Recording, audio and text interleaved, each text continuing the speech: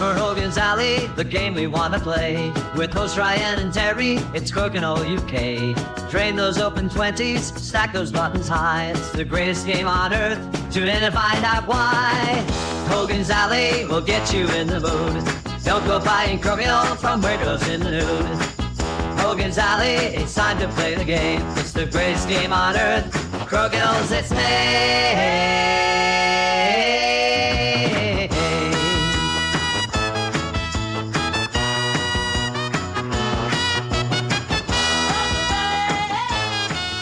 Good morning, good evening, good day, good afternoon, whatever time of day it is, wherever you are in this big, beautiful Crokinole world. Welcome back to yet another episode of Hogan's Alley.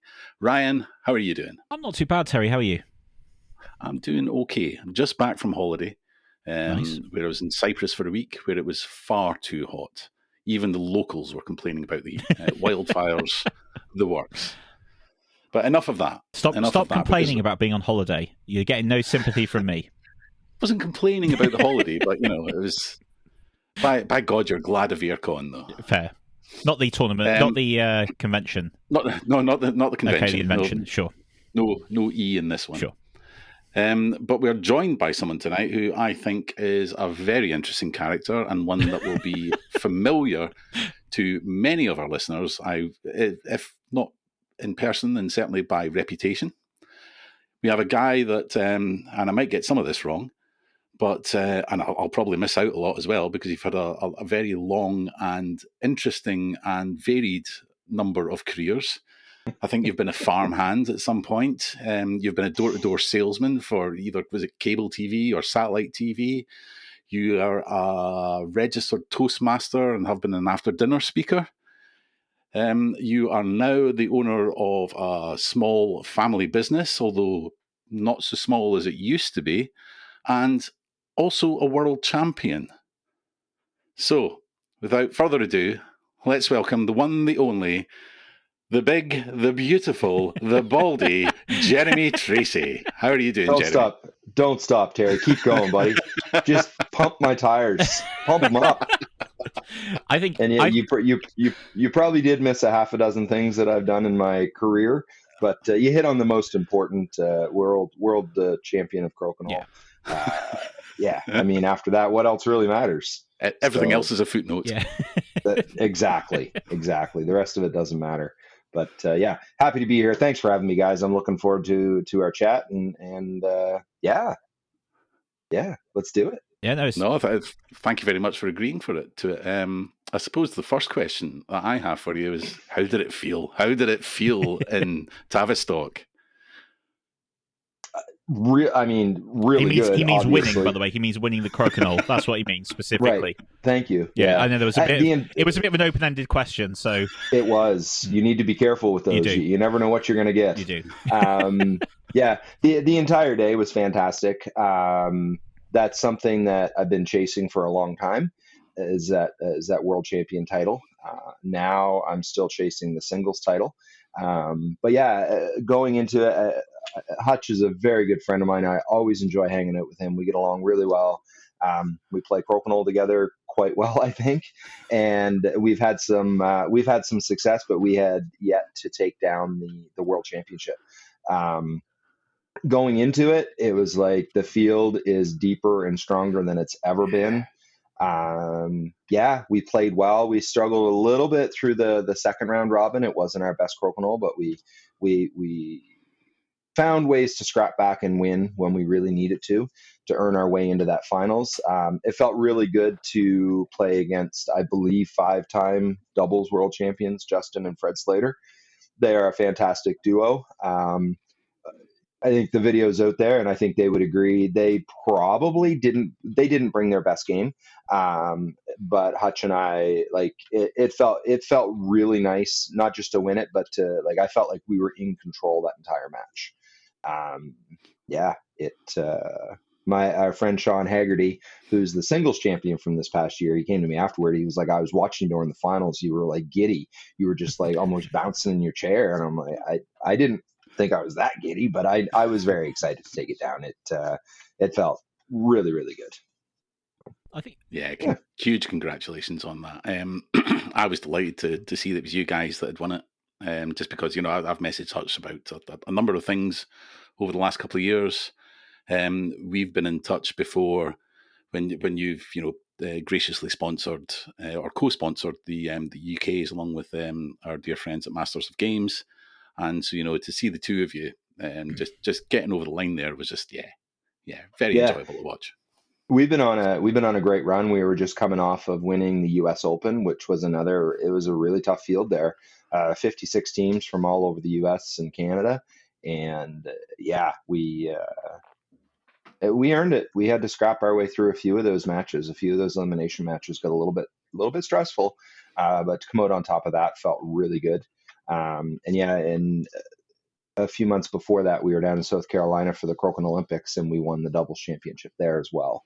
So it feels like we're coming into our stride, and we've always played well together. It just there's just a trust and a connection there that feels really good to look across the board and see Andrew Hutch Daddy Hutchinson is the one you're counting on to make the next Open 20 to keep you in the round kind of thing, right? And he said he felt the same way. He said sitting in the finals looking across at me, he was like, oh my God, Jeremy is so freaking confident. Like he's just, and it sets him at ease. And win or lose, I always have a good time playing with Hutch, but obviously we have a little bit more fun. I've said it before in the podcast, and I think it's worth repeating. Once you get the basics kind of dialed, it does just become a mental game, I think. Yeah, absolutely. It's a mental game. And I mean, there's times that I sit down in a tournament and often I feel it the most in the very first game. And I look down and I see my hand shaking and I'm like, what is going on? Like, we're sitting down to play a flicky game. Why am I nervous? And it's because you care. It's because you're passionate about it. You want to do well.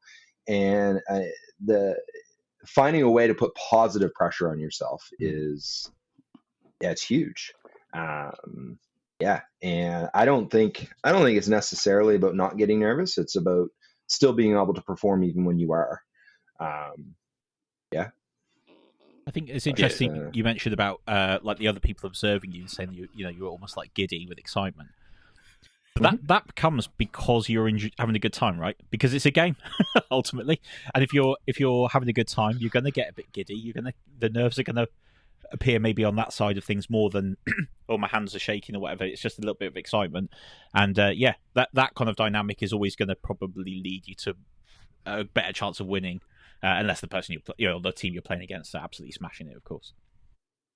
I think everybody's different, but I know for me sometimes that giddiness and the fooling around and kind of being a bit of a jokester, sometimes that is just how my nerves squirt out.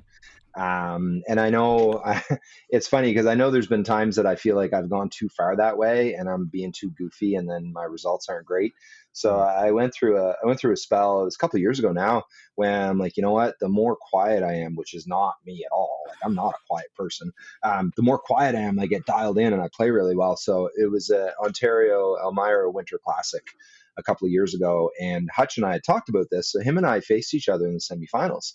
So before we sat down, I looked at him and I said, I'll talk to you again in 15 minutes. And he went, Roger that. He knew that that's what I felt I needed to do. And we sat there and we played our game. And when the video came out, there were people going, like, is there beef between these guys? Like, there wasn't a comment. There wasn't a nice shot. And I don't think either of those extremes serve me. And again, everybody's going to be different. They're going to find their own. And when I say I get goofing around, I really try to be mindful and respectful of my opponent. This year at Worlds, I made it to quarterfinals and singles, and my first game was against Devin Fortino, the phenom that came out of friggin' nowhere. The guy is unreal. So at Worlds, you play three. It's the best 2 out of 3 races to 5 points. And we played the first game, and I was like kind of acting a fool. And I mean, I turned around, his brother was behind me, and I'm like, who are you rooting for? And just having fun and making a show. But then, and I was thinking about like, crap, I hope I'm not bothering him. And I hope he doesn't think I'm trying to mess with him. Right. So, but I didn't want to say it in the middle of our match. So he wins the first match. We switched sides, and while we're warming up, I just went, Like, I'm not bothering you with my antics. And he was like, no, not at all. I'm like, okay, I didn't think so, but the last thing I want someone to think is that I'm trying to do something to mess with the opponent. Like, that's not cool. I remember a few years ago in a match against Robert Bonnet, and I was really taking my time, and I was shaking my hand out, and somebody came to me afterward, going, I know what you were doing. I know what you were doing. Like, you were just slowing him down. I'm like, what I was doing had nothing to do with him. That was everything to do with me. If I tried to mess with my opponent, it would mess with me more because I would feel like a jerk. And you know what I mean? Yeah. So anyway, sorry, that was a bit of a tangent. No. You ask one open-ended question, buddy, and buckle up. Grab your coffee, your beer, whatever. You're going to be here a while. Yeah, and as I think I've heard from your own sweet lips before that Crokinole is a jerk repellent. With a 99.9% success rate. Yep. The odd one squeaks through. They do, very, very occasionally. There's Two who host this podcast. Some of you heard about. Oh no, anyway. Sorry. That's why I agreed to come on. Exactly. I'm like, these two are the exception to the rule. I gotta see it with my own eyes. I think it's a fine balance, right? Because you have to find what works for you. Yep. But like you say, you have to be respectful for the person on the other side. But I don't think you should necessarily forego your enjoyment from the game either to accommodate someone else who just wants to sit in silence, which is fair enough. But it's always a balance, right, with all these things. Ultimately, I'm very much into the thing of like, it's a game, so it should be fun. If you're not having fun, maybe don't play it. Because as much as I don't want to put people off playing Crokinole, but I'm like, if you're not having a good time, it's not for you. Yep, we call it the Michael Barth rule. A not as well-known Crokinole player, but I just played with him this past weekend in Minneapolis, and man, he's stepping up his game. But we call it the Barth rule. Like, if you're not having fun, you're doing it wrong. I've seen him play bad, and I've seen him play great, and he's got the same big smile on his face either way. And that's what it should be. Like, when people who know nothing about Crokinole ask me about it, like, you're a professional? And I'm like, well, I'm as professional as it gets, I guess. I'm like, it is the friendliest competition you will ever see. Like, I've never seen a situation between top level players that they couldn't figure out what was fair. Because I mean, the Crokinole has some grayness to the rules, and it requires people to just be decent and figure out what makes sense and what's fair and keep playing. Yeah, and when in doubt, apply the Hutch Daddy rule. Great video about that. Yeah, I know. I'm a bit of a Crokinole sponge when it comes to all the media out there. I thought you were going to say you're a Hutch Daddy fanboy. Then I honestly thought that's what you were going to say then, because you kind of are a little bit, Terry. I'm not going to lie. Yeah, I think I think everyone who is right-minded that is aware of him should be a bit of a Hutch Daddy fanboy, right? I mean, Jeremy he helped him win the World Championship, so. Oh yeah, I'm a huge fan. But they do have beef. But they do have beef. We've established that. So that's right. We'll dig into that later. For 15 minutes 2 years ago, during the semifinal match of the Elmira Winter Classic, you know what? Like, not to boast, but if it comes to fisticuffs, my money's on me. I think. Sorry, that was. You can edit that out. That was uncalled for. Oh no, we're leaving that one in. Mind you, Hutch does look like he's built for speed. Built for speed, not slamming. Yep. So you'd have to catch him first. Yeah. Yes, that is true. Yeah. And I'd have to stay mad long enough, and I'm not sure I can pull that off. I was going to say, can you stay mad that long at someone in the pink shirt? I don't think you can you? I don't think so. No, I don't think it's possible. Yeah. We could test that out at the Grand Prix. I was going to say, this may require some research, but yeah. We'll put James Temby in a pink shirt at the next tournament, and let's put that one to the test. Well, as we know, there's 99.9%. There's an exception to every rule, so. I don't know the man, but it sounds to me like shots fired. You don't know. I recognize the name. Yeah, you don't know James, Jeremy, but if you met him, you would be like, "Oh, I get it." Okay. But he is also lovely with it. He is lovely. Yeah. But and that's the reason we do it. We've got to keep him humble. So so like that's an interesting kind of like a little tangent for me there on the questioning is or like the conversation is that like Crokinole has that like wonderful mix of kind of like competition and then like the community as well. Like maintaining that seems to be quite universal, actually. Just kind of like in terms of wherever Crokinole kind of establishes itself, it seems to be a universal thing, which is really cool. It'd be interesting to see how that's maintained, or maybe how it evolves as Crokinole grows bigger and bigger as well. Because I'm kind of like, I'm one of the appeals for me is the community side of it, and several players always, in fact, everyone we've had on the podcast has mentioned that is their highlight part of it. So it'd be interesting to see how that's kind of maintained, or, like I said, maybe how it evolves as the game grows. Yeah, like I mentioned the grayness in the rules, and I mean that's a great aspect of it. But if this sport gets too serious, could that become problematic? I mean, I think we need to evolve as the game grows in popularity and it gets more serious. And I really hope that the game, the sport, and I keep saying sport, holds on to that, the wholesome roots that it comes from. That, like there's people that want a rule written for every tiny little thing, and it's like, that grayness of the rules that you mentioned is one of the really appealing things to me.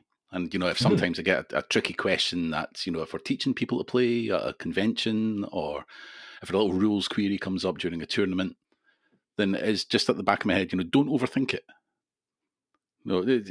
So what happened? What is it? Well, let's just be sensible, and it's that, isn't it? Or, if you're taking a 20 out and, you knock your opponent's button because it's almost a hanger, well, you put it back where you think it should be. Yep. And absolutely. Just keep it. It's one that I've heard a couple times lately is if you shoot and a button hits a peg or whatever and comes back and hits your finger, well, what's the rule? I'm like, I would take it off in the every writing. time. Anybody I've ever played with, that button hits their finger, they just immediately pull it off. It isn't a discussion. It isn't anything. It's like, if it was moving fast enough that it hit your finger, obviously it was going off. So you just pull it. Yeah, exactly. I think like we're both fans of several sports, but obviously football being a big, or soccer being a big sport, obviously over here in the UK. But even in that, which is a multi-billion-pound sport, the greyness in the laws of the game, because they don't call them rules, they call them laws of the game. Okay, it is opens up the room for that little bit of debate, or that little bit of like, oh, was it a foul? Was it not a foul? And that kind of element of like, and that's what, in fact, kind of fuels a lot of the conversation around the sport. Quite often it's quite negative, but it does fuel a lot of the stuff around it. So I think the appeal of do you know what? If both players are happy, let's carry on kind of thing to it. It kind of fuels that idea of like, oh, do you know what? Anyone can sit down and play this. So I think it's a positive thing in the sense that it draws people in, and I don't think, like you say, if you view it in that sporting term, it's not quite as problematic that there's not a rule for everything. If you view it as a board gamer, you want a rule for everything, because that's the difference, right? So yeah, I think from a sporting point, there is a little bit of interpretation in a lot of sports. So I think that's what makes it exciting.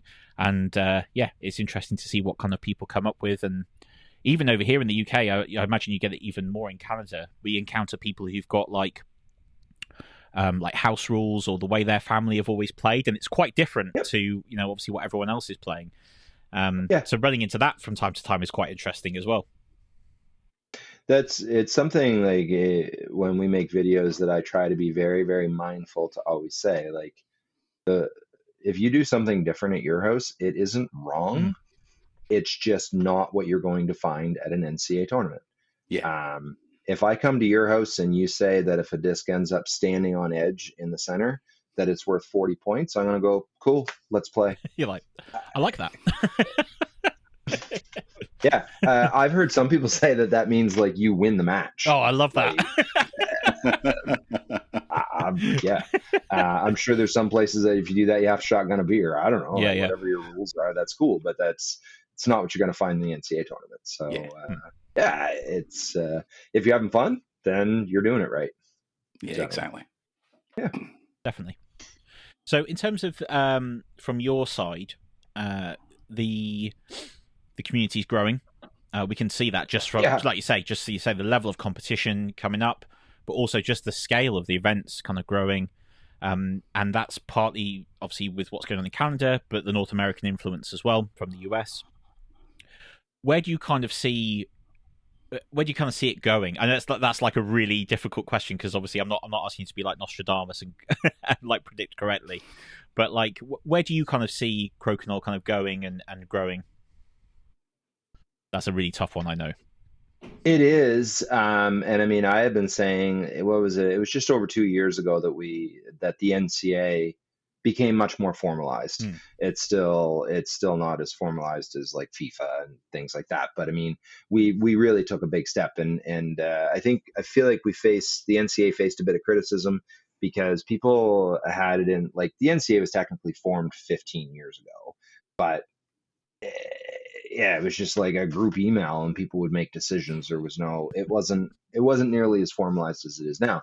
We've taken a good step in the right direction. I really wanted to be on the board during the first 2-year term, which I was fortunate enough to be on, because there are so many. I believe that there is a ton of change coming.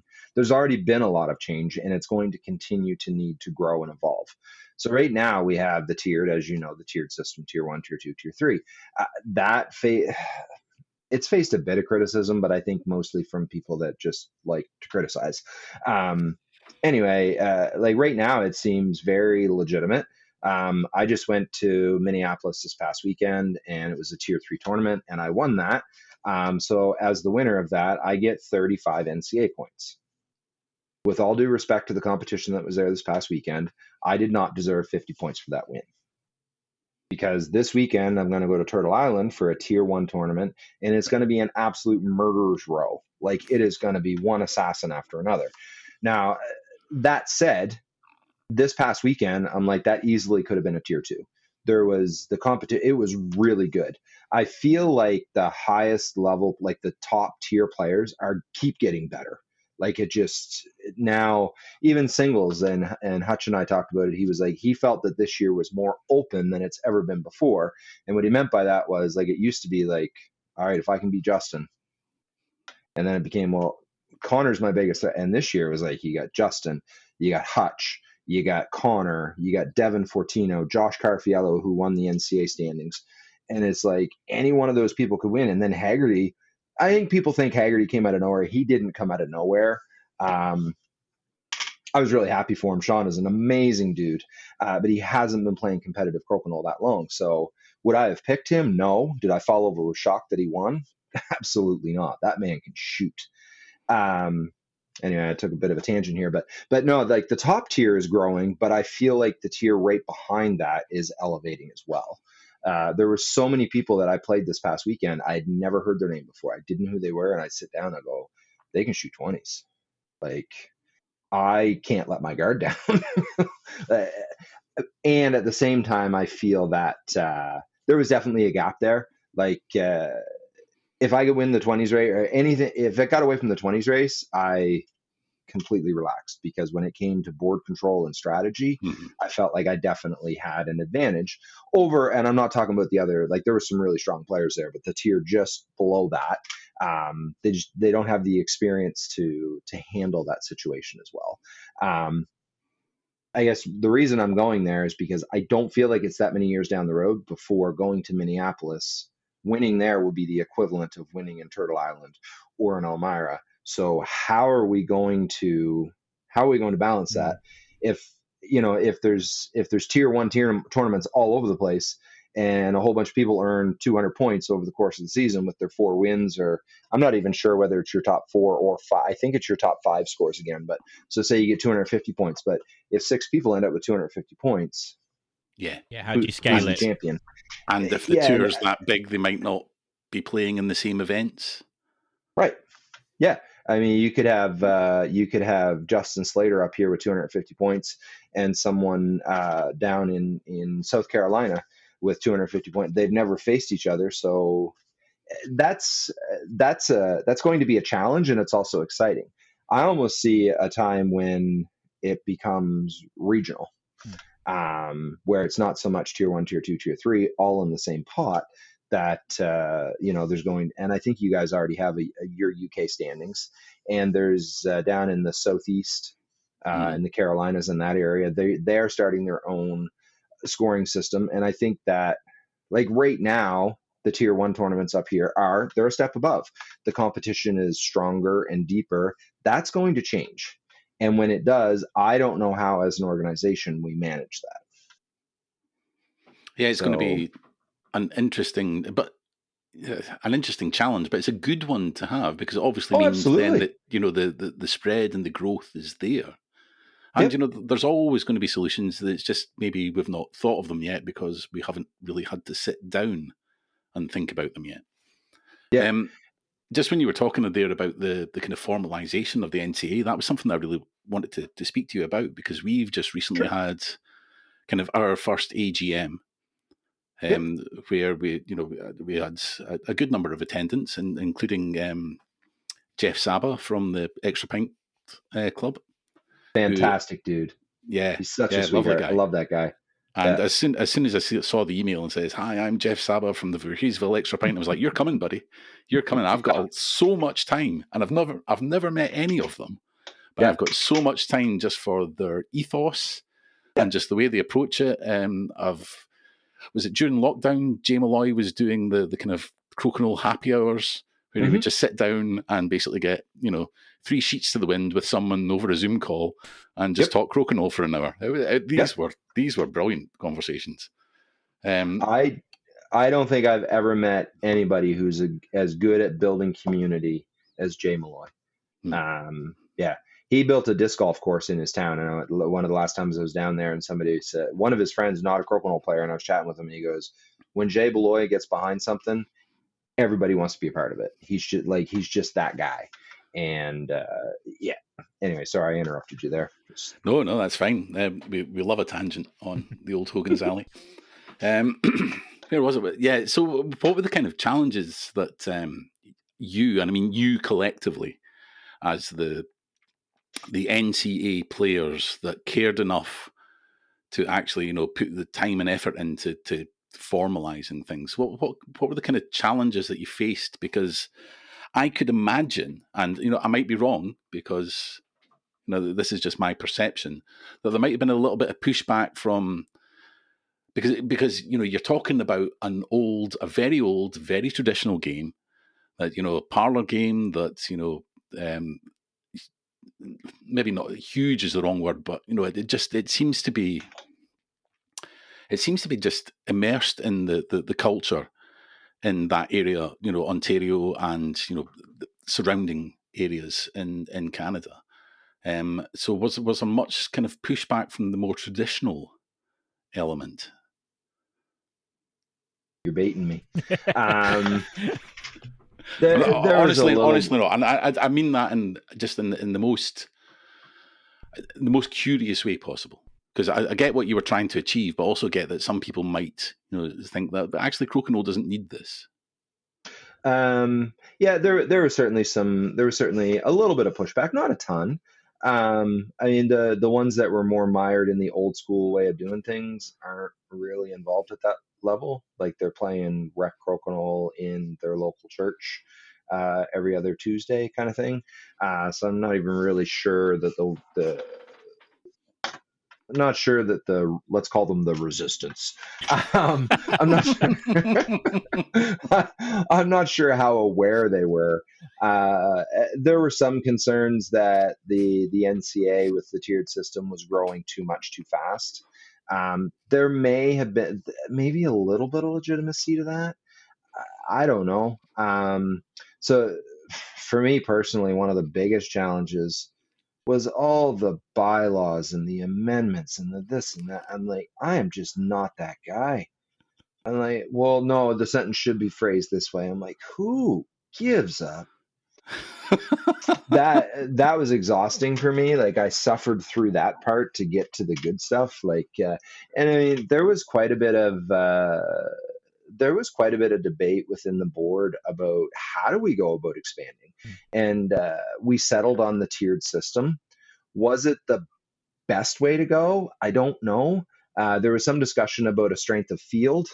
The pushback about that, I say the pushback, the con of that would be,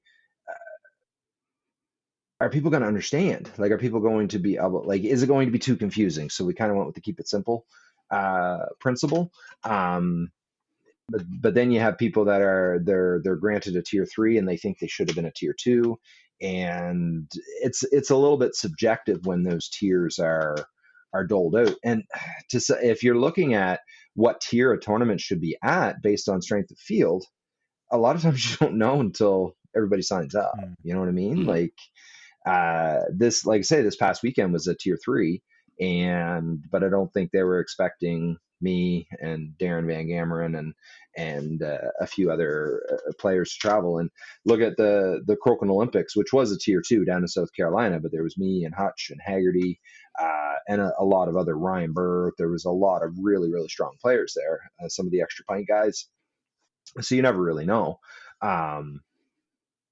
And I guess one of the things that took pressure off us as a board was, okay, we're going with the tiered system. It's not carved in stone. If this proves to be not what we need or not what the growth of the game needs, we make a change. So that takes some pressure off. That was the big thing. And like I kind of mentioned earlier, I felt like the expectations were higher. Like I said it in our annual general meeting here a while ago when there was some criticism being mentioned. And I'm like, I feel like we are a 2-year-old being expected to act like a 15-year-old as an organization, right? Like, because it's like, oh, the NCAA's been around forever. You guys are this and that and the other thing. And it's like, no, we're still trying to find our feet. We're still wobbling, trying to get our feet under ourselves. And I think we have not so far from a perfect job, but I am really happy and excited about the growth of the game. And one of the challenges that, it was kind of my domain I was the chair of the membership committee, but the membership applications would come in and we never did develop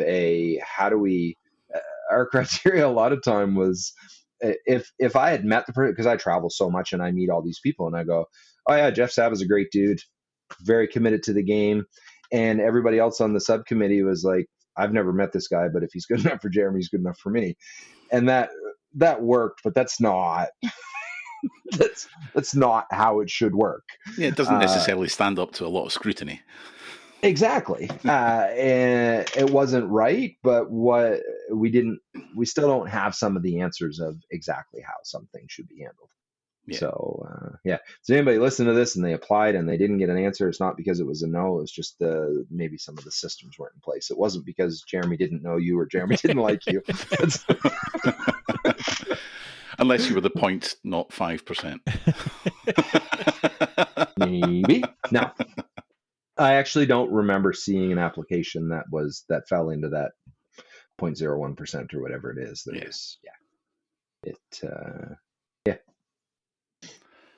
I don't know how helpful that was, but those are some of the challenges that I remember. I think we are starting to encounter similar things that you mentioned there. I think a lot of and this is no disrespect to anyone that brought anything up at the AGM, because I know them all and they're all lovely people. But there were some things that, I think were great ideas, but we're just not quite ready for that yet, or we don't have enough of the kind of baseline structures. Like the kind of, Maslow's hierarchy of needs. Yeah. We've got our safe place. We've got, our houses. We've got our food and things, and we're just starting to get a bit beyond that in Crokinole terms. Mm-hmm. That was a terrible analogy, but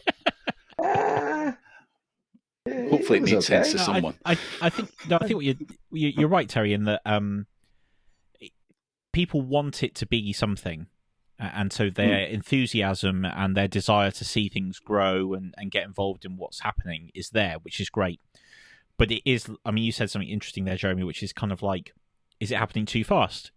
In what way do we get to it? Because it needs to be sustainable, right? Because if you go too fast and it collapses, doing it again, much, much harder. Whereas if you can take those steps and kind of go, okay, well, this year we accomplished this as part of the growth to get to that in 5 years or 3 years or whatever it is. And sometimes for people who are want to get involved but maybe are not seeing the behind-the-scenes kind of side of things, they don't necessarily see that process, which is fine. You want to see them be the ones who are reaching out for the stars. But it's about the measuring or tempering those expectations to kind of go, we will get to that point, but we have to go on this journey first. So I think that, because we're into our third season. So if you actually compare it, like you say, NCA's been around 15 years, but in terms of the tiering, you're in 2 years. You're kind of the same age as what we're doing, really. Right. So yeah, interesting to see kind of similar, not issues, but like challenges. Yeah, similar things that kind of cross your mind. You kind of go, well, how do we approach this? So I'm hoping this doesn't apply to you guys, and maybe it does. And I'm gonna hop up on my soapbox for a minute. So forgive me. Anyway, I wish the quote was shorter because I don't remember it. I believe it was a president of the United States that said this many, many years ago. But it was something along the lines of, you know what, there's gladiators that are down in the pit. They're getting mud on their face. They're bloody. They're bruised. They're beat up. They're in there and they're making stuff happen. And then there's people that are sitting in the stands with their thumbs in their belly buttons, criticizing. And I have no use for the latter. I have. So you have your footy, your football, your soccer over there. My passion, if I'm not working or playing crokinole, I'm playing disc golf. And I absolutely refuse to have anything to do with organizing anything at disc golf. I've been asked to help out with community outreach. Nope. Help out. Nope. Like I've donated, I've given money. I do things like that. I don't give of myself. I absolutely love crokinole. And there are times that I miss the days when I could just show up at a tournament and play. That I didn't have 8 other hats that I didn't have people come this and that and the other thing. And I refuse. I go to play disc golf. That is my safe space. That's where I'm just a dude being a fella. And at the same time, if I'm standing around and anybody criticizes an organizer, I go, stop right there. They are doing it perfectly. And you want to know why? Because I don't have to. I rolled up here this morning with my discs hung over because I had no responsibilities and I just played. And when it's done, guess what? I get to go home, and I'm not going home and updating spreadsheets with our handicap. I'm not doing any of this. So unless you want to step up and do that stuff, maybe the criticism should be kept. Yeah. I agree with you to a very, very large extent there. I think some of some criticisms that come out are valid. But the people that just wanted to rock up and piss and moan about something, yes, that they've put no time and effort into, then they tend to be met with quite a short phrase from me. Yeah, and I often find that maybe phrasing them as criticisms is potentially unfair as well for the ones that are valid. It'd be more like, here's a suggestion to make this better. So it's like that constructive element to it, right? So it's like, for this reason, if we did this, by the way, that would be better. And they kind of go, we've had an interesting one recently, which is we've got a couple of players on the tour who are either colorblind or who have visual impairment. And so the tan discs, the plain discs, they can't see them properly on the board. And so there was consistent, because they're the ones that come standard with the board, consistently they would rock up at a tournament, move to a board, and there'd be those discs on there, and they'd find it difficult. And that's not a challenge that's really fair on them. And so we kind of made the decision, right, if it's ever at that point, we can change them out, we can bring some color discs in to make sure that everything's kind of okay. That was a suggestion that we necessarily would never have thought of, because it's not something that affects us as a committee, but there are players who it actively affects. The knock-on effect of that is that if anybody else comes along who has that issue, it's no longer there, right, as a problem. So you can have things like that where it's it's a criticism, but it's also a suggestion of how this could be improved.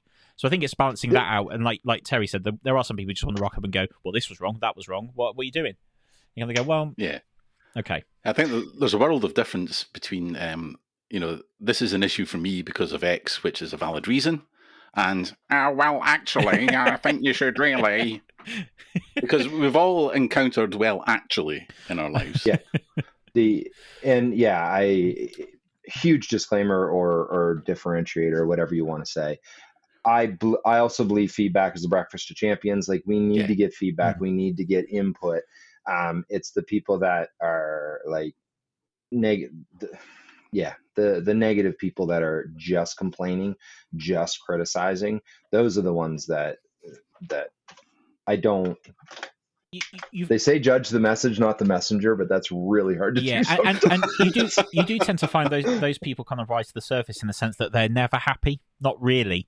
Because they'll criticize one thing and you'll address it, and then they move on to the next thing, and you're like, well, man, come on, seriously. I'm one person trying to do this. It's kind of like, you get there. To be fair, I would say, I don't know if Terry would agree with this. On our side, it's actually been pretty good. Like, I don't feel like we've had much, if any, real, maybe one or two things here and there, but nothing of any kind of note. So we've been quite fortunate in that sense, really. I can recall one issue, and I'm not going to go into it any further. Ryan will know exactly what I'm talking about. I can fill you in once we stop recording, Jeremy. I can record one issue where it was just... And you're saying that, Ryan, they're never happy. I think these people sometimes are happy just doing that. That's fair. Right. Yeah. That's when they're happy. And making everyone else unhappy. I think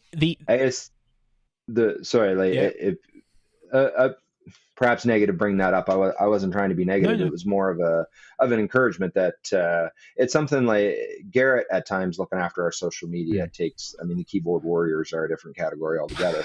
And he's usually really good, but there's been a couple that have bothered him. And I basically go, you know what? There's two kinds of people in the world. There's ones with mud on their face in there, making mistakes, getting stuff done. And there's one criticizing. I know which one I'd rather be, and I know which one I'm very much proud to have my son be. And like, it was more like, if you're facing the criticism, just know it's because you're doing things. And that's a great way to look at it. And also, it's what the block button was invented for. It's also yes. Sorry. No, never dealing with you again. Bye-bye. Crokinole buttons with the word block on them. Like, right, that's the next one. Anyway, okay. I think the other thing I would say, as well as someone who deals with a lot with the social media kind of side of things, is it's so easy to be that one negative thing outweighs the 100 positive things that kind of came before it. And that can be true if you're in person running an event or anything like that as well, that you forget about the 31 other people who are having an amazing time, and that 32nd person is the person that scratches in your brain and makes you feel a little bit unwell, and you get home and you're kind of like, I don't ever want to do that again, and you ignore that majority thing. Now, that's a human trait, and it's very, very difficult to kind of get away from that, but I would urge anybody to do their absolute utmost to just focus on the 31 and not the one. I mean, that kind of thing. It's so hard to do, but it does make a huge difference. Yeah. So you've welcomed tangents. So we're going to take one here for just a second, if you'll indulge me. So one of the many things I've done through my my career path is there was a time I was a professional speaker and speaking coach. So it was a guy who lives 30, 45 minutes from here who was a bit of a mentor to me for a while, and we'd have coffee together and just kind of get some wisdom from him. And he was talking about the speaking mentor that he had when he was starting out. So he said this one time, and he gets all these feedback. Everybody filled out a feedback form, and he's going through, and everybody's like, oh, this guy was awesome, this guy was awesome, this guy was awesome. And then he gets to that one, and it said something like, this was the most arrogant, self-absorbed, and this buddy of mine, he was just mortified by that. So he goes to his mentor, and his mentor goes, you know what? No matter how good of a job you do at the front of the room, there's always one guy who you look exactly like the fella that's sleeping with his wife. Like, you cannot win. So you take that one. I think his actual applicable was basically, he took the top three, like if you rank them from positive to negative feedback, he took the top three and the bottom three and threw them in the trash. Yeah. Because there are people that will tell you you're amazing, even if you were awful. And there's people that'll tell you you're awful, even if you were amazing. So the ones in the middle, there may be some meat in there that you can look at and yeah. But no, you're absolutely right. The more we focus on the positive feedback, the better. Yeah. It's something I try to remind myself as a customer, because there's been times that, we can be having a rough week, and then somebody will email with just the nicest, sweetest email, and it's just kind of like, man, I needed to read that right now. Yeah. And so anyway. No, I think that's right. And I mean, I spoke about when I ran the Wrexham tournament last year. There was one point where I sat back. It was in the afternoon. I sat back and I just watched everybody playing, and all I could hear was this low chatter, the squeaky chairs, and the click. Very squeaky chairs. But then the click clack of the Crokinole, right? And I just sat back and I watched everyone, and I was just like, this is great. This is right. Everybody's having a great time. And there's been other times where I've not felt quite as at ease as that. But I kind of trying to remember that and kind of go, everybody's having a good time. And that is the whole point of doing this. And so, again, little slight tangent with that. But anyone who's in that position, I would always say, just focus on that positive kind of side of it. You've done something. You've put yourself out there. And the majority of people will be extremely grateful for the fact you have, because it's not something that they could do themselves. Yeah. When you're telling that story, it reminded me of last year. I think it was last year in Philadelphia at PAX Unplugged, and biggest tournament I've ever run. We had 94 doubles teams, and I had great support. I had a great group there with me. We completely cleared the Crokinole zone, got everything all set up. And because of all the times I've done it, I wouldn't say I've done it wrong, but I've made a lot of little mistakes of running tournaments. And each time you learn, okay, next time I can do that better. I was extremely well organized, and we were supposed to start at 7, and I think it was at 7:02 when I got everybody seated and started. And I, 3, 2, 1, flick, and I stepped down off my chair, and I just looked around, and I was just like, I was giddy. It was just so cool, massive. That was 188 people seated and playing and having a good time. And it is. And that's the thing, isn't it? A lot of people, they couldn't do that. And it's not a criticism of them. It takes a particular type of, I think, person. It takes a particular type of character. You have to be outgoing enough to kind of tell people what to do, but approachable and kind enough that they don't feel like you're just bossing them around. So it takes a particular type of character to want to put yourself out there like that.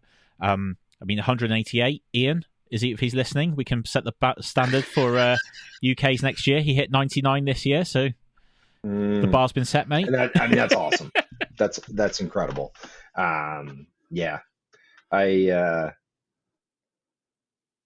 a tournament, there's not a very big part of me that misses speaking. There is a high to be had when you're standing at the front of a room, 3,000 people in a room listening to you. There's just that's an intense experience that I'm glad I've had. Do I miss it? Not really. I'm glad I had the experience. I also I ran a fitness kickboxing franchise for 5.5 years. So very much adjusting on the fly, people coming in late, people not feeling it, and just constantly. And I always hate people standing around waiting. It makes my skin crawl. Same thing when I'm trying to start a Crokinole tournament. I don't want people standing waiting. So all that experience and that positive pressure, but all those things, I feel that's why I'm able to pull off something like that and run it well. A lot of experience, a lot of doing it wrong. A lot of feedback, and then you get better. But anyway. I used to do a learning and development job, so there was a lot of kind of speaking mainly in kind of groups of maybe 30, 40 people, but the occasional large conference where you've got several hundreds or into the hundreds, possibly 1,000. The big theaters kind of thing, and a lot of what you were saying resonated with me because you do get quite a heck of a buzz afterwards. Oh, where it's all gone right and you come off here. Yes. It's almost as good as hitting that lovely follow through 20 from the 5. Almost as good as that. Almost. And I there's one in particular, I can remember one very well paid speaking gig that went over like a fart in church. It was so bad. And oof. Oofda. Yeah. Oofda. That stings.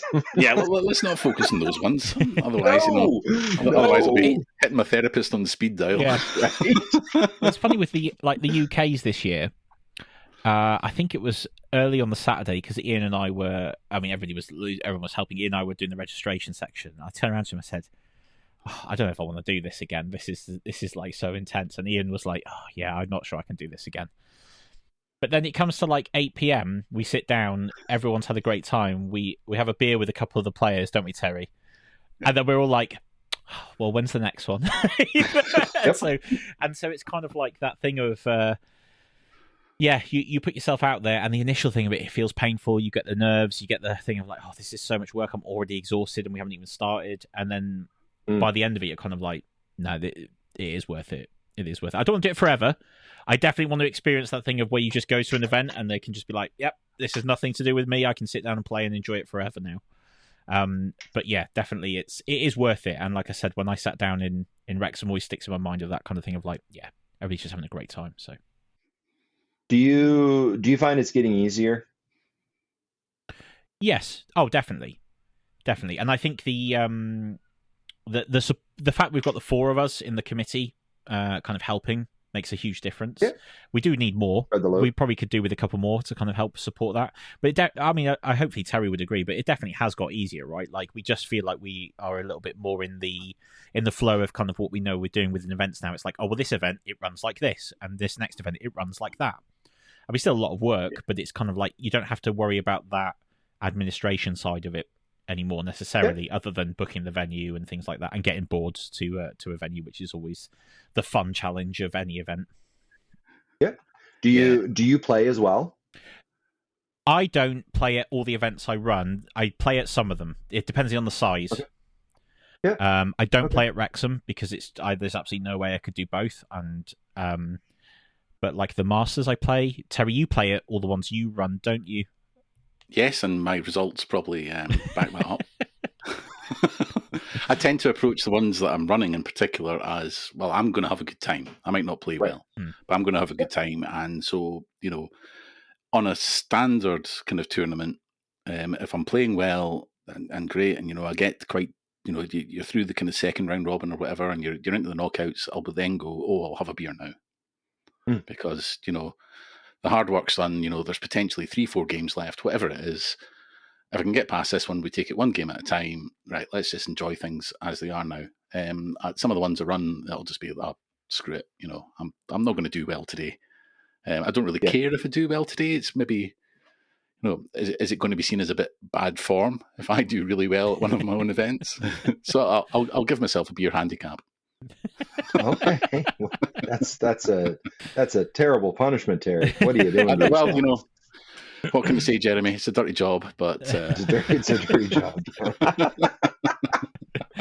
No, I just like running a tournament and playing in it is. I used to find it a lot more challenging. Now it's still challenging. I find it less disruptive than I used to because you get some bugs worked out and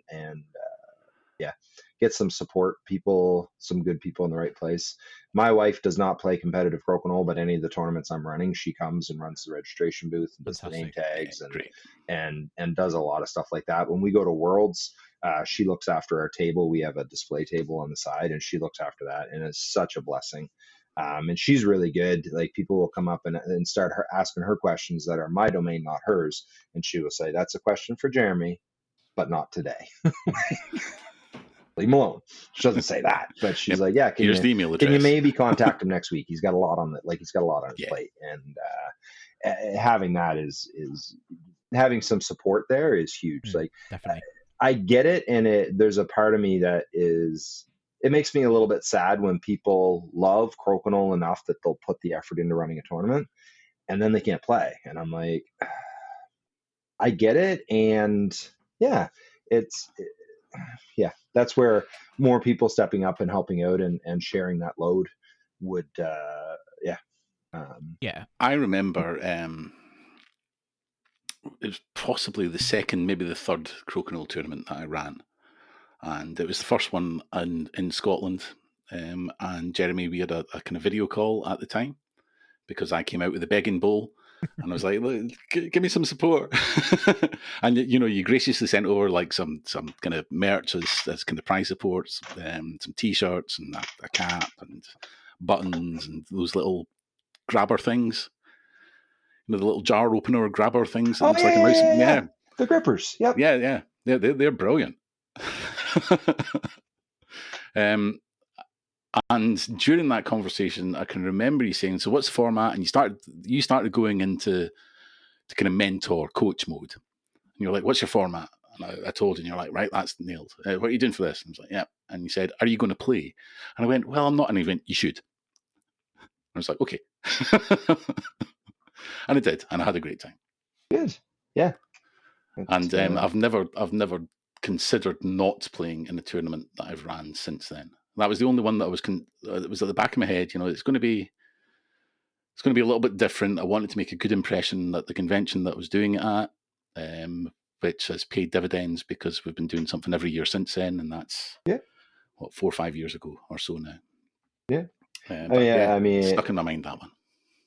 I may say you should play, and I mean the truth is, can you follow the rule of make sure you're having fun? Like, because if it's too stressful for you and you're not able to enjoy it, and you don't feel like you're delivering the experience that you could, I never play. When I go to a convention, I never play in the tournaments. I'll in those settings, there's a lot of new players, and I just go, hey. First prize, obviously, you get the honor of challenging me to a game after it's done. So yeah, I'll sit down afterward and I'll play with the champion, but I'm not going to play in the tournament because it's too big. There's too much going on, and it's for new players. It's not for. I suppose that's slightly different for you, because you're there as a business as well as an event at the convention. Mm-hmm. And that was something that I was wanting to talk to you about, because looking at your social media, are you ever in Elmira these days at the weekend? I mean, it's good to make an appearance once in a while. Just it goes in spells. Like, we had a stretch. Normally the trip to Boston is in March, and this year PAX East got pushed into May. So it was nice for March. I got to go to the London tournament that I hadn't been to in 3 years.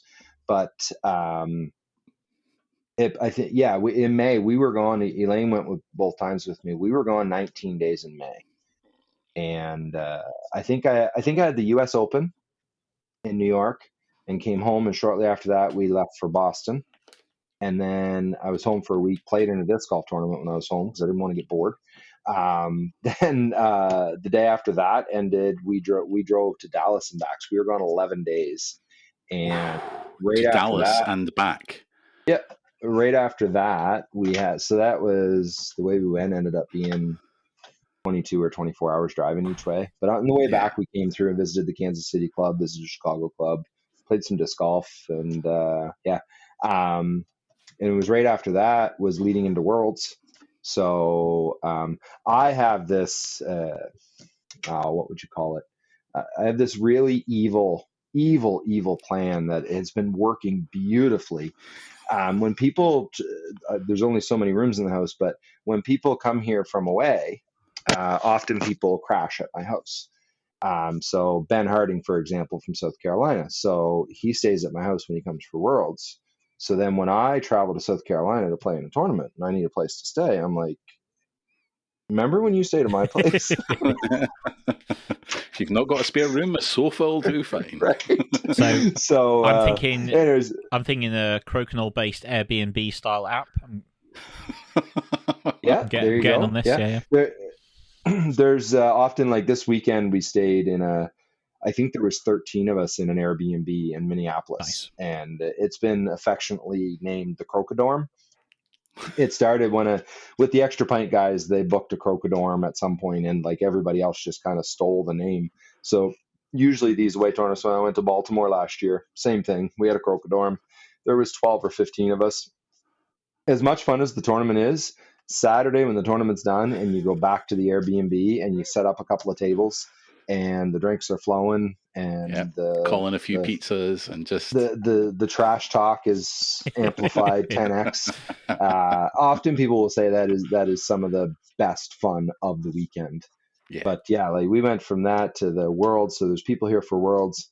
The day after Worlds, Elaine's parents came in from Nova Scotia. We both grew up in Nova Scotia. And then my parents came in the day after that because Garrett was graduating. So this all gets done, and then we finally get everybody out of the house a week later. And my oldest son, Reed, who he's our production manager, but he comes to me and he goes, "Any chance that we could just not let anybody come to our house for like a month?" I kind of look at him and he goes, "Now I realize this is your house and you can do what you want, but I'm just putting it out there.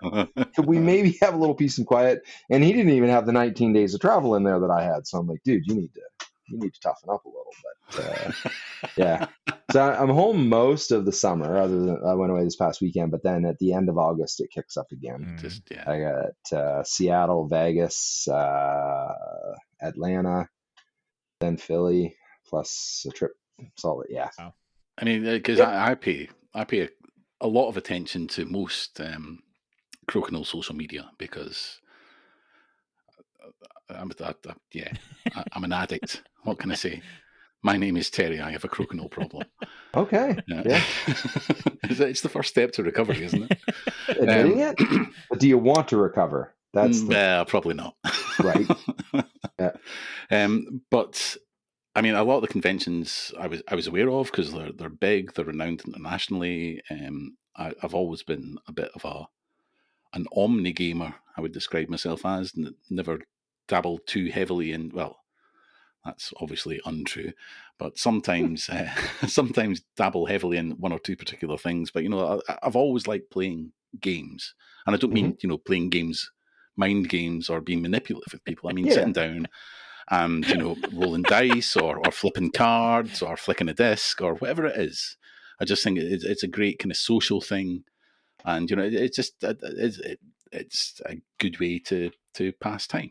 Hell, they're called pastimes for a reason, right? But the amount of conventions that you've been to, that was like, I've never even heard of that.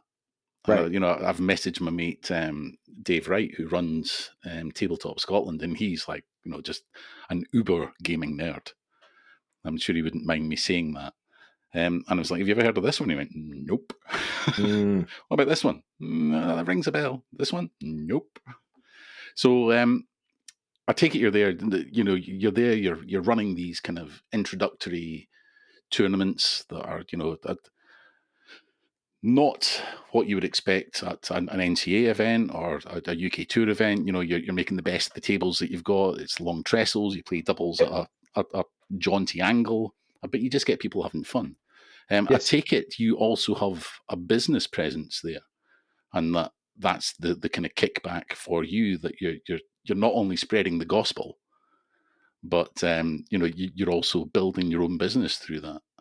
Yeah, absolutely. I mean, otherwise, I'd still love doing it. It can be expensive to be at a convention, even to be on the road for 11 days. That adds up. You're in hotels, you're driving, you're eating out constantly. So we go to these conventions and we have all the boards out that people play on, and then we sell off our demo boards. My goal is always to leave empty. But we usually do.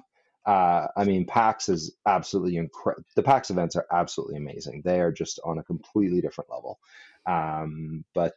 So there's some smaller ones that we go to that are, I pick and choose those. Like, I could be at a convention every weekend if I would agree to them. But one, I enjoy travel, but there's a limit. Oh, absolutely. I want to be able to play in the tournaments. Like I'm very disappointed that the next two doubles tournaments I need to miss. One is for a convention. The other one is my niece is getting married. It was a no-brainer. I'm going to the wedding, but at the same time, I'm like, crap. Especially their doubles tournaments. Hutch and I are on a roll, and I'm like, crap. So some of these, there are some conventions that I go to, and I choose to go to them and I go, Does it make business sense? Probably not. But I really enjoy the convention. I have a lot of friends that go there. It's a good experience somewhere I want to go, something like that. But yeah, there's a limit to how many of those I'm going to do because it's the expense of your time and your energy, right? So Yes. yeah. But the big ones are incredible. Like PAX, but I mean those things, the PAX Unplugged. I don't know who made this decision, but apparently they decided that a 14-hour day just wasn't quite long enough. So instead of opening at 10 a.m., they opened at 9 a.m. So I mean, I need to be there a while ahead of time to make sure. Like, spend the day before setting up, but you still need to go in and just kind of be prepared before people start rolling in. And then they push people out at midnight, and then a little bit after that, I leave and go back to my hotel, grab a couple hours sleep, and then it's like, all right, I need to be back there at 8:30 tomorrow morning to get ready for the 9 o'clock flood. I love it. I mean, it is absolutely awesome. But I do nothing but the Crokinole zone. Like, I am just there. Yeah. I'm teaching, I'm talking to people, I'm playing. I'm just like for 15 hours. I run to the bathroom and back. I usually have somebody go grab me food because I don't leave. Yeah. People, oh, did you see such? No. If it's not within eyesight of this Crokinole zone, I didn't see it. Yeah, I wouldn't change it, but it takes a toll. I'm Tuesday or Wednesday before I kind of feel normal again. Yeah. And I think that's something I think about because people say something about retirement. I'm like, what do you? I don't know. I don't think I'll ever retire. I don't think I'll want to, but I'm like, how old am I going to be and still have it in me to spend 14 or 15 hours a day on a concrete floor teaching Crokinole, right? Like, there will eventually come a day. You'll get what'll happen is you'll get to that age where you'll sit in the corner in this grand chair, and they will just approach you. You won't have to do anything. Everyone else will be doing the work, and people will just be like, "Oh, do you want to find out a bit? Go and speak to the guru. He sits in the corner. You can have a nice big coat or some kind of something comfortable. Maybe a glass in the hand. Like an elevated chair, like maybe not elevated. I mean, let's not push it. Let's not push it. No, a comfy chair, a nice comfy chair. Let's say. I'm thinking a pet tiger. I think a pet tiger is completely acceptable. Get an albino one. Yeah, exactly. PAX would love that. I think they'd love me walking in. It's my emotional support cat. Fill out the safety form on that one. Yeah. There you go. That's it. So I've not retired. I just I have a bigger chair. There you go. That's all you have to. That's all it is. Yeah. I'm resisting the urge to go down the disc golf tangent because there's a community course not long ago opened up, maybe a 20-minute drive from me, which I've still not been up to, but I bought some starter set discs from them, and me and my son are going to go up there real soon to play, because we did play a few times a couple of years ago, but it was a paid course, and it can get pretty expensive pretty quick. Okay. But this is like totally community driven. It's in a public park. They've done a whole load of fundraising, and I think these guys just absolutely deserve all the support in the world because I recognise the time and effort and everything that they've put into it. So I'm not going to go down the disc golf tangent, but I do want to ask you about something because if I'm not mistaken, near the end of last season, you as in Tracey Boards were a match night sponsor at the Elmira Sugar Kings. Now, so this is, I did my research a while ago, but my brain isn't what it used to be. So this is are they an affiliate, way down affiliate of the Leafs? Because they have a big maple leaf jersey, don't they? Well, I mean, it's the Elmira Sugar Kings. So what is? Oh crap. Yeah, so you're making me look ignorant. Of all these books behind me, that all belong to my wife. I don't know if there's anything in there that can help me drudge up the wisdom that you're asking me for here now. The Elmira Sugar Kings is like great. I live in Elmira. It's our local team, and they're what's called Junior B. So Junior B, right. There's Junior B. The Junior A would be like the OHL, the Ontario Hockey League. Yep. And those the OHL teams are farm teams of the NHL. Yeah. And if anybody's listening and I'm wrong, I apologize. I grew up playing hockey, but I don't really follow it. Not much of a spectator. Even when I played hockey, I didn't watch a lot. Is that allowed in Canada? Are you like to not watch hockey? Yeah, are you like slightly shunned because of that? Is it not like a little bit? Yeah. A little bit. And that's okay. Yeah. I watch disc golf and I watch Crokinole. Those are the only sports that I watch. Now, when we used to have cable, like I'd sit with a coffee in the morning and watch the highlights, and I enjoyed that. But as far as like taking 2 or 3 hours to sit down and watch a game, doesn't you melt don't have time because of all the travel. Well, yeah, and yeah. But yeah, we had they approached us and asked us to be a game day sponsor. So we made a custom board that they raffled off, and it turned out really well. Made the custom board and custom pucks, and that was something I did. I'm like, I feel like people here that want a board probably have one. Like I didn't do it because I thought it would be amazing for business. I did it because it's a great little town we live in, and it was a way to give back to people. Certainly wasn't bad for business, but people didn't run out of the game and run directly down to my shop to spend money either. But yeah, it was. We'll probably do it again next year if they're looking for us. Yeah, it was a cool experience going out and dropping the puck, and yeah, sweet. I was going to ask if you did the ceremonial puck drop. I did, and they warned me before I went on. They're like, "Yeah, watch it on the carpet," and I'm like, I play hockey. Like I'm on the ice. I can ride a friggin' unicycle. Like, what are you talking about? I obviously didn't say all that, but I'm thinking, yeah.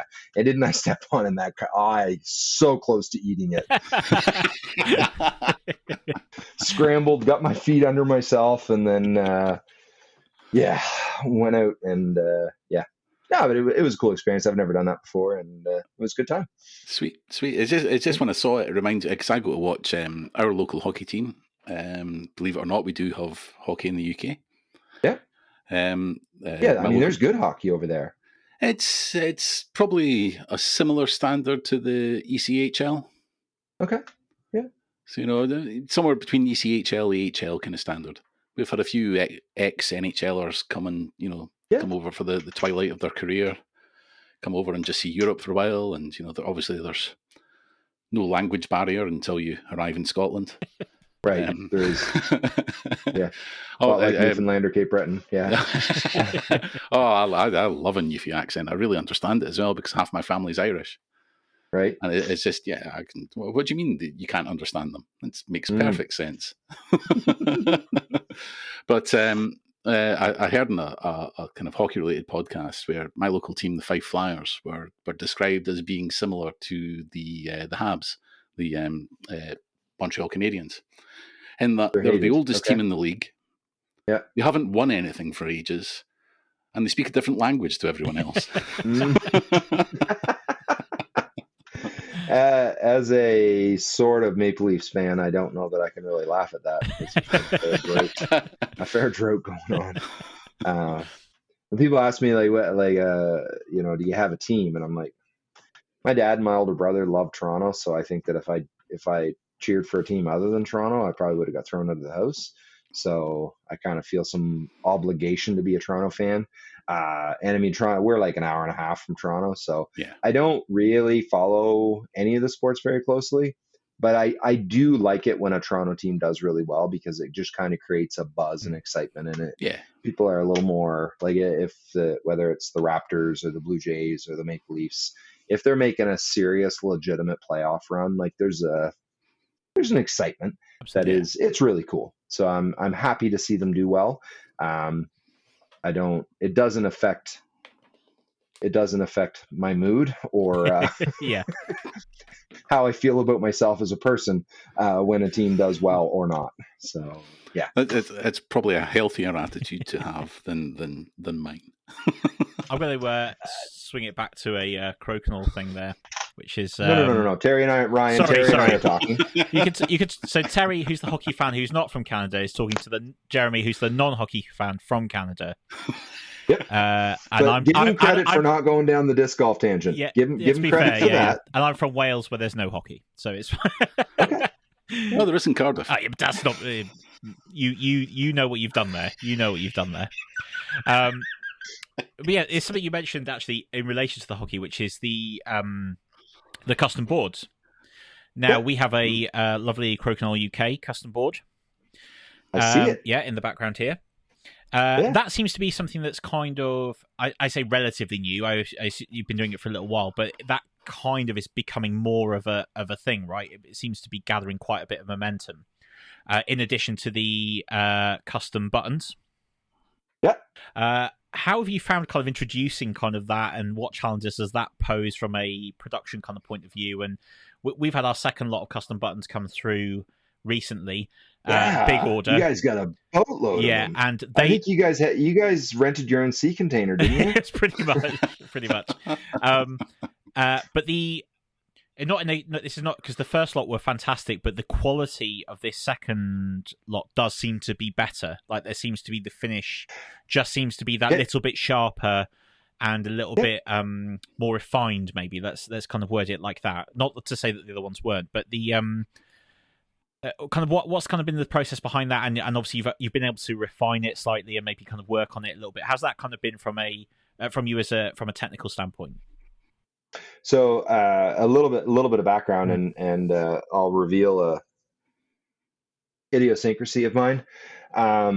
We've always done custom boards, but I never promoted it because we outsourced our printing. We had a silk screen shop in Waterloo that did our. When we first started, I learned how to silk screen. I'm just talking about the lines and the logo on the board. I learned how to do that, and Elaine and I would do it together. And I have heard that hanging wallpaper is the test of a marriage. I would submit to you lines. I would submit to you that silk screening lines is the test of a marriage. So Elaine actually went in. She took it upon herself after a not good round of silk screening. She oddly just hopped in the van and drove away. She went into Waterloo. She came back with a quote of what it was going to cost us to have as long as we took in big batches. And here was the quote. And she basically said, "I will never silk screen with you again." Because I think the price could have been double and she still would have said the same thing. Anyway, so we outsourced it. They could do custom work for us. One, it was really expensive because every color you added means setting up another screen. Mm-hmm. And two, it was just an absolute pain in the ass. It was me talking with the customer, getting the information, going to the print shop. They'd send a proof back. I'd send it to the customer and they go, "Oh, no, not quite like that." And then and it was just, and Elaine would go to me like, "Do we even have you calculated your hourly on these? Because this is not good business." And I'm like, "I know, but somebody asked me for it." So I did it more as a people pleaser than I did because it made good business sense. Anyway, it was just over a year ago, a year and a few months ago now, I guess, that we moved into a much bigger shop. We moved from 1,600 square feet to 5,000. And I had my eye on a UV printer for like 3 or 4 years, but our old shop, there just was no place to put it. So as soon as we had the keys to the new shop, I started shopping. We got that UV printer. I'm not amazing with technology, so there's been a learning curve. Like you're talking about the crispness to these ones. One, we have gotten better. We've got a better jig, and just learned more about the software for setting up the files. And sometimes there are some logos that we get that they're just easy. Yeah. They just boom, they drop in, they print, they're crisp. There's other ones they're just more problematic.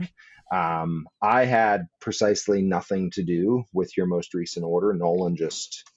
Nolan mentioned it and I'm like, cool. And then he said it was shipped and I'm like, cooler. He was, I think he was very pleased because I spreadsheeted everything. So I think it was 36 sets. Of which there were 25 different designs, I think, something like that.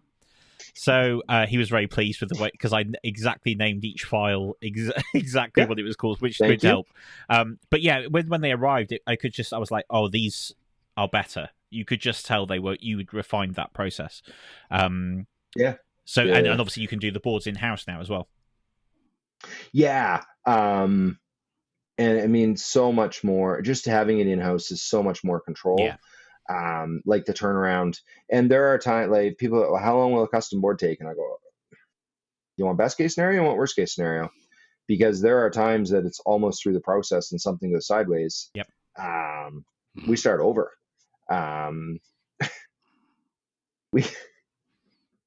Long story, but we did one for the tournament this past weekend that one of the organizers ordered a custom board from us.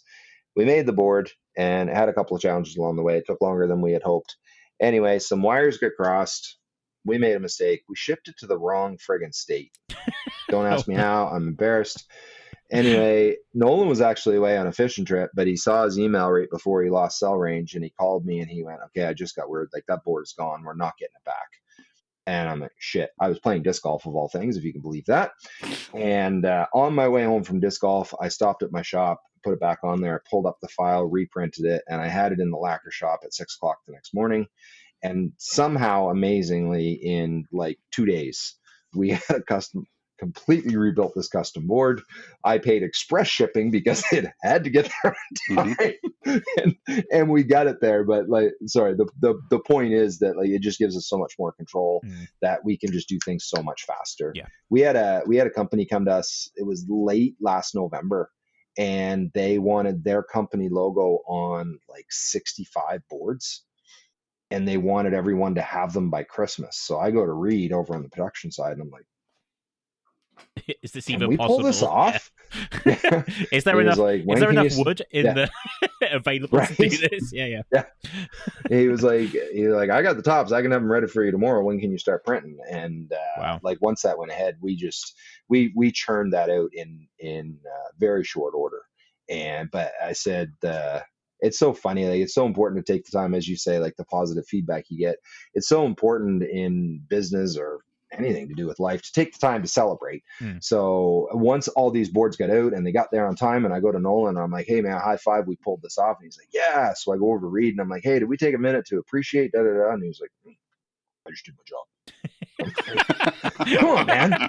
We pumped out 65 boards like that. Everybody got their boards in time for Christmas. And he was like, And I'm like, okay, can we at least celebrate the fact, I'm making him sound gruffer than he is, but can we at least celebrate the fact that we've built the systems? I'm like, imagine 3 years ago, somebody had asked for that. We would have said February, maybe. Like it would have, but even with our current shop, if we were still doing silk screening, it wouldn't even have been a possibility. Yeah.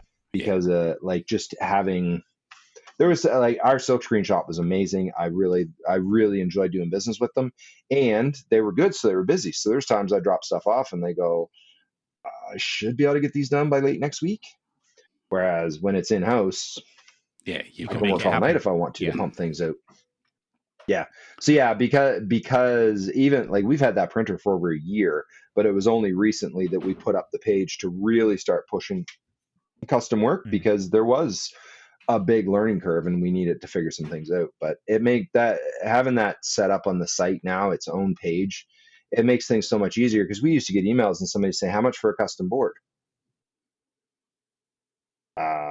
What does a custom board mean to you? You want a different, I need a little more information here, right? Yeah. A lot. Let's start with a lot. But yeah, how much you got? Yeah. But yeah, now Garrett breaks it down with at least the basic options, and they can upload their logo and basically say, okay, I want it in the middle of the board. I wanted it in the 5 quadrant. I want it on the edge, whatever. And it has ballpark on there. But again, like we're pretty careful of like, these are ballpark prices because it's $125 to put a logo on a board.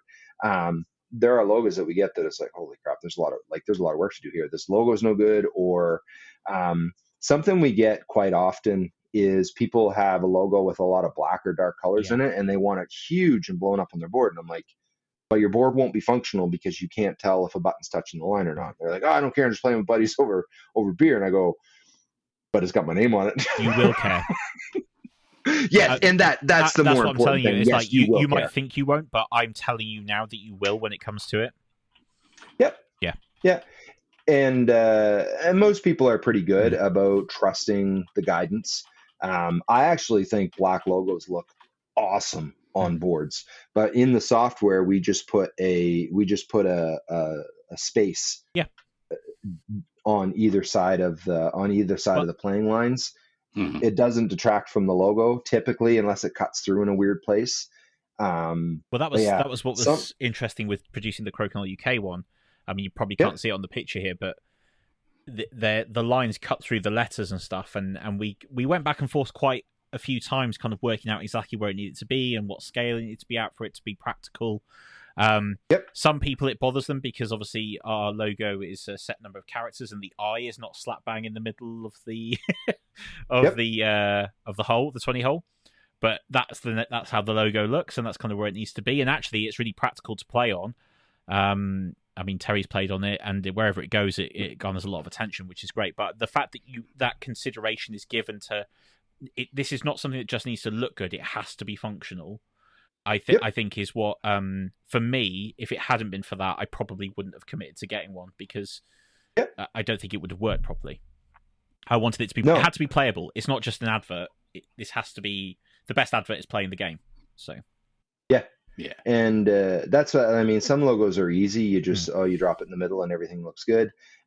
This was not easy. We right? Yeah, and there's just some, and it's like that's your logo. Like some people have the ability to adjust their logo. I mentioned Sean Haggerty earlier. He works for a company called Bad Boy Mowers. They have gotten boards from us, and they're a big enough company. They actually had a custom. You've probably seen it in his videos where he's shooting the 20s. They did it. They made a logo specifically for Crokinole boards. Fantastic. It says "Flick with attitude," and like they had that luxury, that ability in house. I've had people send me like hand drawn stuff, and like, can you put this on a board? I'm like, dude, I'm not a graphic designer. I'm doing well to copy and paste a logo somewhere. I shouldn't say that. I've learned some things, but as far as taking a logo apart and recreating it, that's, we're not. I would love to be to the point we had a graphic designer on staff and I could just go, hey, do this. That would be lovely, but we're not there yet. So, well, I would highly encourage anybody to go and have a look at the portfolio of work that is done, especially around the custom boards. But the buttons that we've just had are fantastic.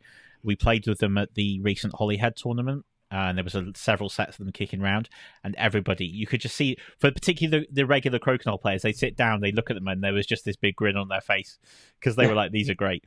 So I would highly recommend that anybody who gets the opportunity to go over to the Tracey Boards website, have a look at them. You can mock them up, which is a great system, makes producing them really easy. But also rest assured that if they're not going to work, they're not going to be produced. You'll get, that conversation will happen, right? And that's so be assured of that, because if you're going to be investing in something like that, which is custom, it's going to be close to your heart, then you can be sure it's going to be a good thing. Well, thank you for saying that, and I'm very happy to hear that you were happy with them. That's obviously that's what we want, and it has been quite amazing to me how many people will pay money to have pictures of their cat or their dog or things like that. One of our orders was for so Tom Lawton, who's a regular player in our tournaments here, organised and printed a set with one of his favourite rival players on.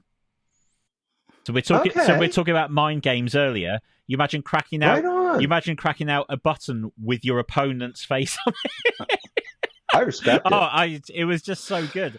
It's so funny. Yeah. But yeah, it was just out of no. And then a few people were like, "Is this is for Tom, right?" I'm like, "Yeah, it's for Tom." I was like, "Don't worry about it. It's fine."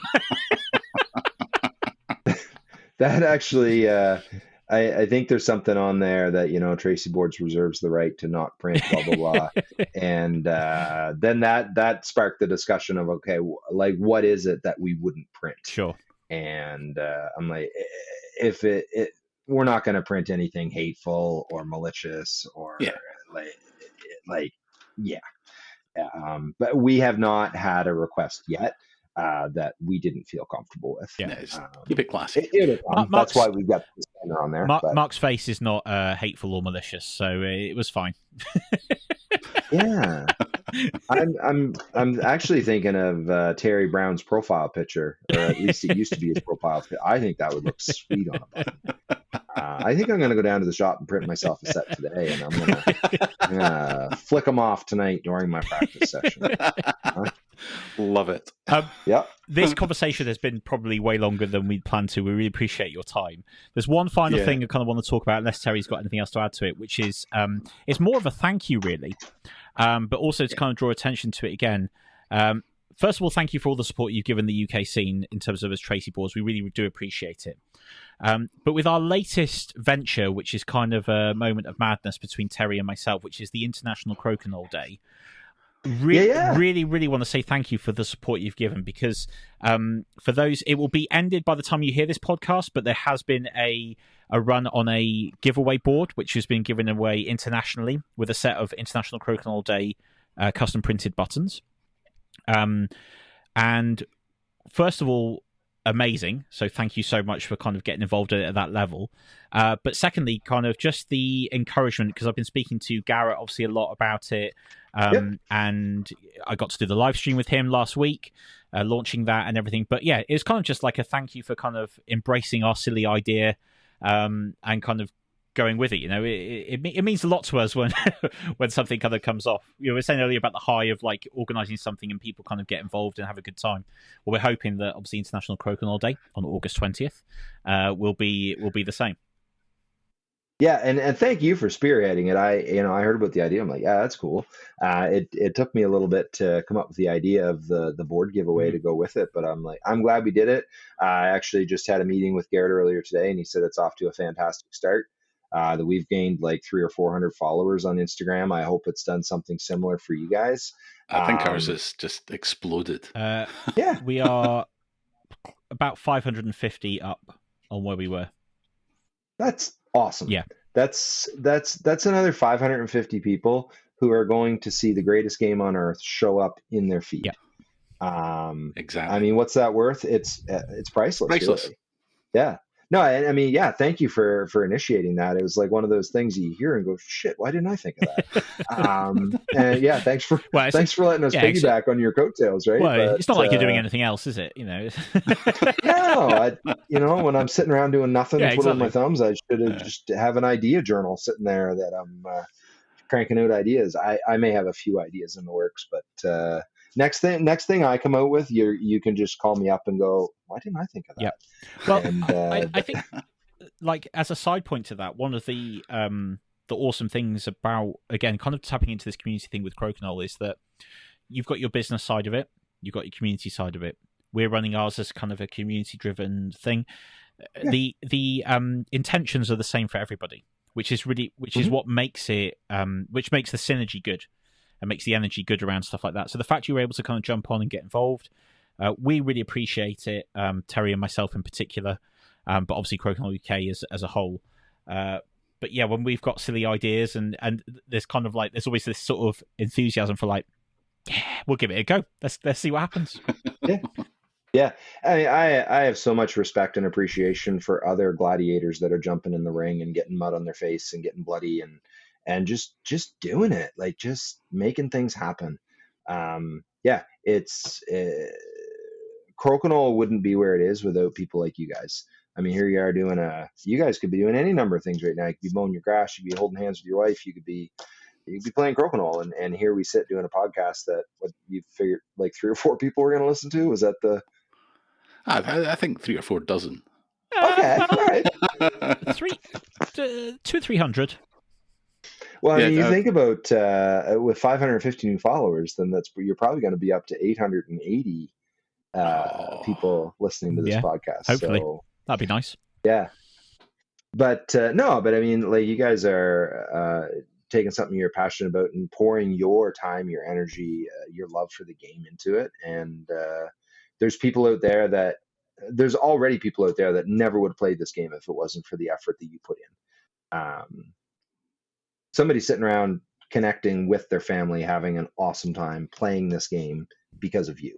and that's awesome. That's what gets me up in the morning, is just thinking about I would say, like, when I started the business and I used to get emails like, oh, your craftsmanship was amazing. And I'd be like, it really pumped your tires, right? And you feel good.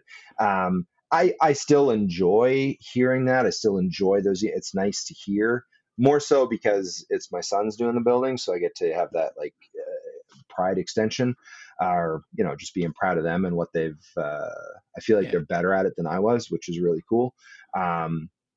But what excites me even more is when I hear from people and they tell me the stories about the way that they connect with their family and their friends.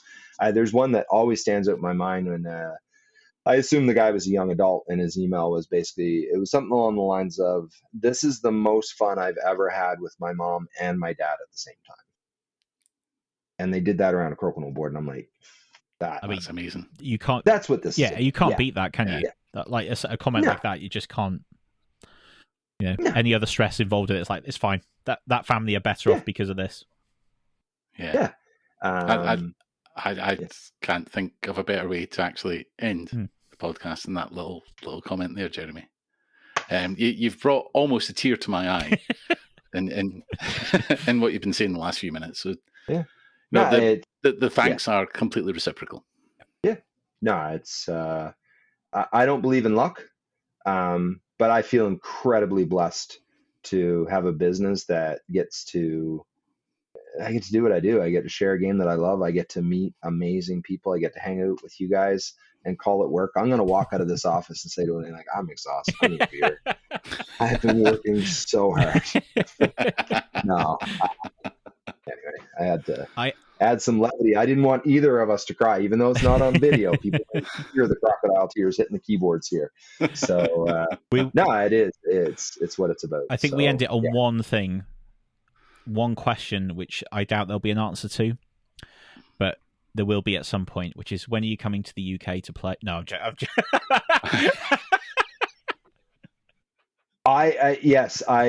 is on my list. Arpad's been at me pretty bad. I shouldn't say at me pretty bad. He's been very lovingly inviting me to Hungary. Yes. And I went to Hungary in 2019. I really enjoyed it. I'd like to go back.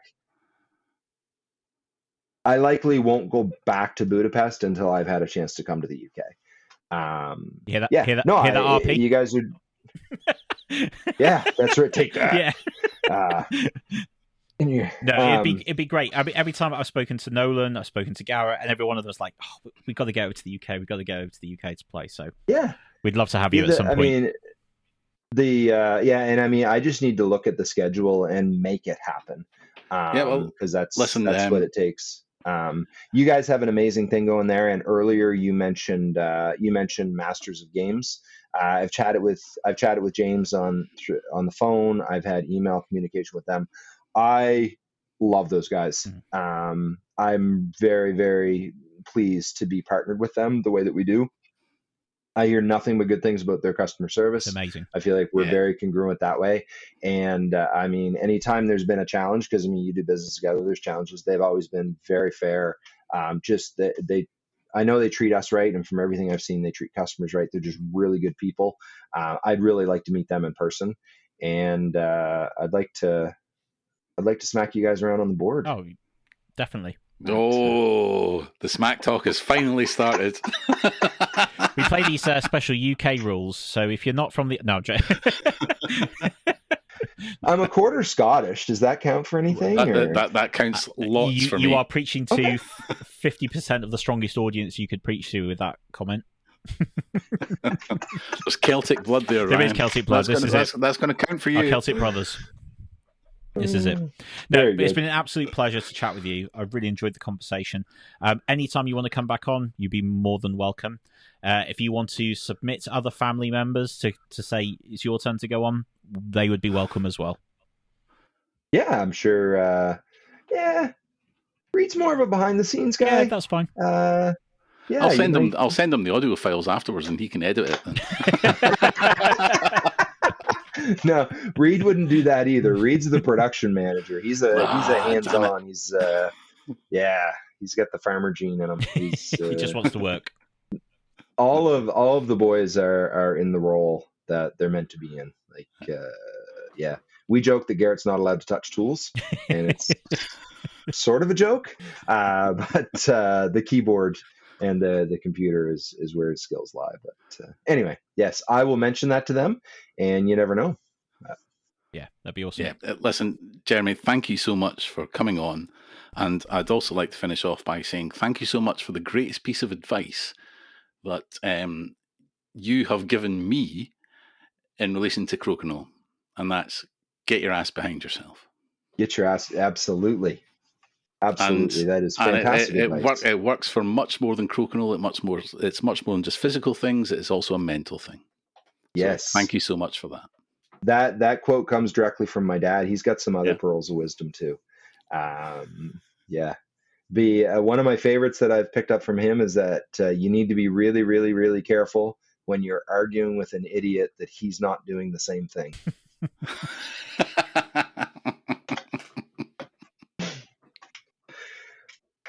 That had nothing to do with nothing. No, you can just edit that. You can just edit that right out. I'm good with it. I think is the perfect way to conclude. So thank you again for listening to Hogan's Alley. We really appreciate it. If you could like and share and subscribe to the podcast, we'd really appreciate it. We don't normally do this section, but I'm going to start pushing it because I suspect we'll have a number of new listeners to I'm this not one. even going to object to you doing it this time. Thank you, Terry. Appreciate it and doing the all the relevant stuff. There will be a link to the Tracey Boards website in the description of this podcast, so please be sure to check it out. If you're in the UK, go to Masters of Games where you can get your Tracey board from there, and anywhere around the world, start looking, and I'm sure they'll be able to help you out and point you in the right direction. So thank you again, Jeremy. Thank you, Terry. Thank you for having me, guys. It's been a real pleasure. Awesome. Keep doing what you're doing. Love it. And we'll catch you on the next episode of Hogan's Alley.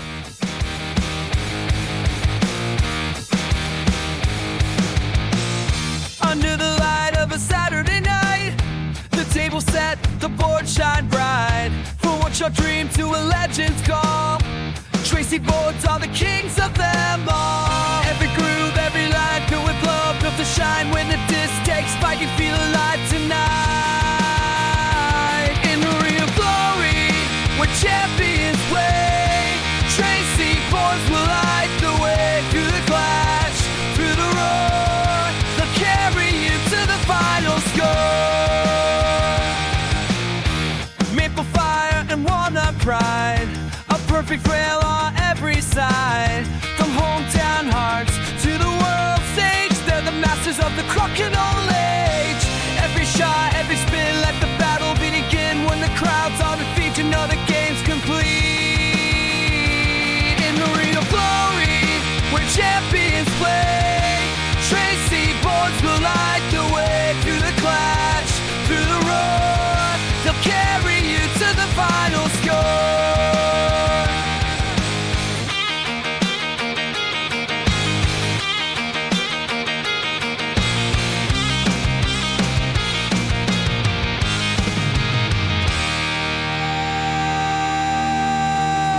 Feel the thunder, hear the call, Crokinole forever.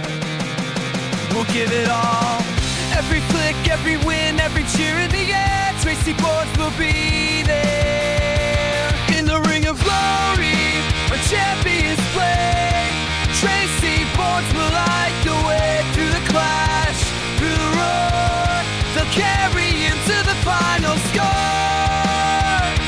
Tracey Boards, forevermore.